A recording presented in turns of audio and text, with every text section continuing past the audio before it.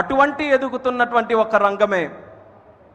देश ने 2023 में नेशनल ग्रीन हाइड्रोजन मिशन की शुरुआत की थी। हमारा लक्ष्य है 2030 तक 5 million metric tons green hydrogen का प्रोडक्शन।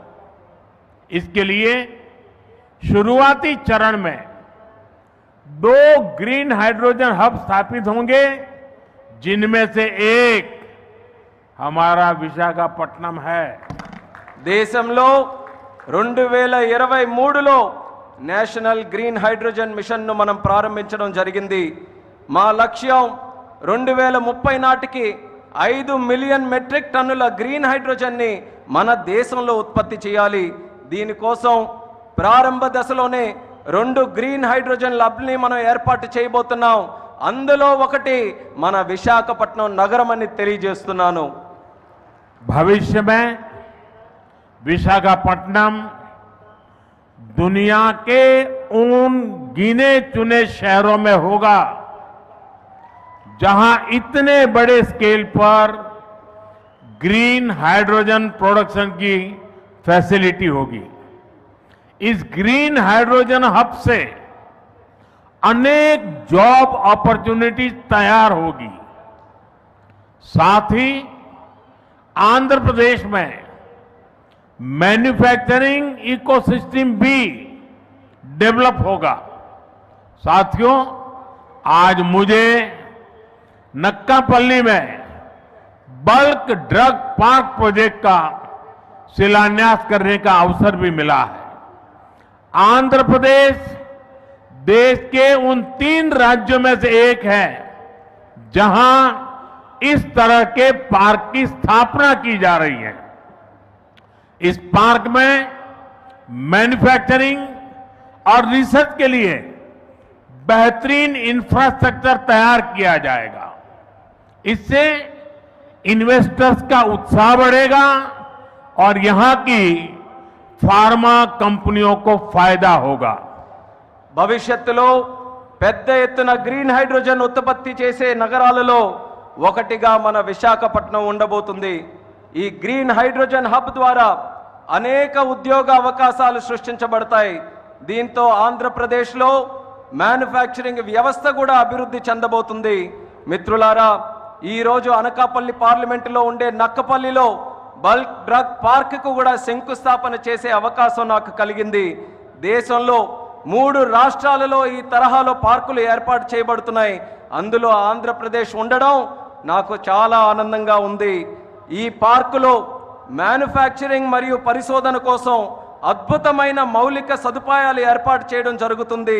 దీనివల్ల పెట్టుబడిదారుల్లో ఆసక్తి పెరుగుతుంది మరియు ఫార్మాసిటీ కంపెనీలకి కూడా చాలా ఉపయోగపడుతుందని తెలియజేస్తున్నాను. साथियों,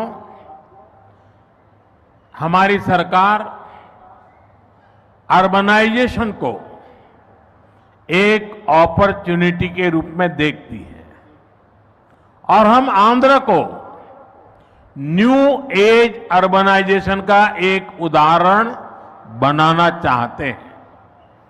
इसी विजन को साकार करने के लिए आज कृष्णापट्टनम इंडस्ट्रियल एरिया यानी क्रिस सिटी का फाउंडेशन स्टोन रखा गया है। ये smart city Chennai Bengaluru industrial corridor का हिस्सा बनेगी। इससे आंध्र में थाउजेंड्स ऑफ करोड़ का इन्वेस्टमेंट आएगा और लाखों इंडस्ट्रियल जॉब तैयार होगी। మిత్రులారా, మా ప్రభుత్వం పట్టణీకరణకు ఒక అవకాశంగా చూస్తుంది. అలానే మన ఆంధ్రప్రదేశ్ రాష్ట్రం నవయుగ పట్టణీకరణకు ఉదాహరణగా ఉండబోతుంది.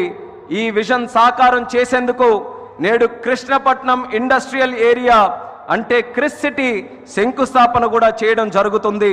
చెన్నై బెంగళూరు ఇండస్ట్రియల్ కారిడోర్లో ఈ స్మార్ట్ సిటీ ఒక భాగం అవ్వబోతుంది.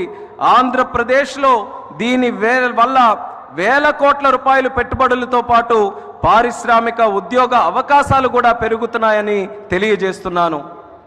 साथियों, आंध्र प्रदेश को पहले से श्री सिटी के रूप में मैन्युफैक्चरिंग हब का फायदा मिल रहा है। हमारा प्रयास है कि आंध्र प्रदेश इंडस्ट्रियल और मैन्युफैक्चरिंग के क्षेत्र में देश के टॉप स्टेट्स में शामिल हो।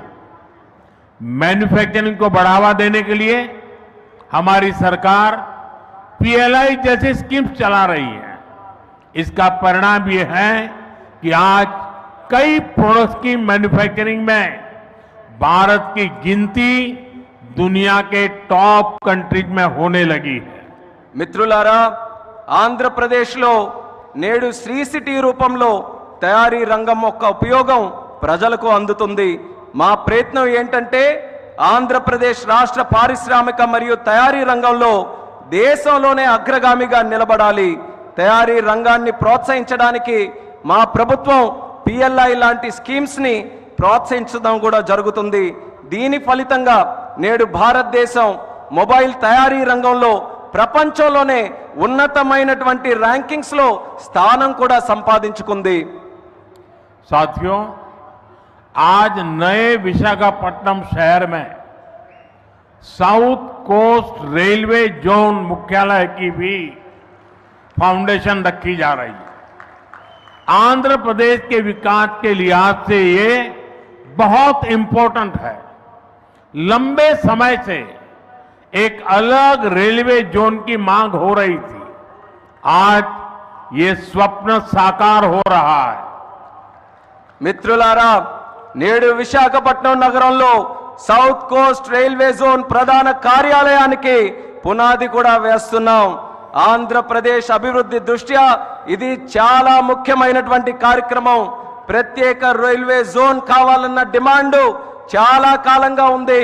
అటువంటి ఈ కళ, ఈ చిరకాల కోరిక ఈ రోజు నెరవేరబోతుందని తెలియజేసుకుంటున్నాను. साउथ कोस्ट रेलवे जोन का मुख्यालय बनने के बाद